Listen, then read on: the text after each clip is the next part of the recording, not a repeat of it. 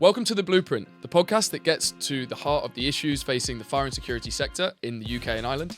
I'm Billy Remmington, Senior Business Development Manager at Uptick. I'm Kyle Jones, Head of Growth at Uptick. After 12 years in the sector, I've spent most of my time talking to individuals in the fire and security industry that have just got gaps in the market when it comes to hiring, competency of their engineers, and also gaps with their technology stack. And that's why we've created The Blueprint. It's not just another podcast that's going to clog your feed, because I know you see enough of our faces anyway. This is something that we think is really important because we're actors in the fire and security sector. And as things change, it's important that we bring in our partners, our customers, and people that we engage with to share the kind of insights that we hear every day with all of you. We're going to be bringing in the most knowledgeable experts from the industry.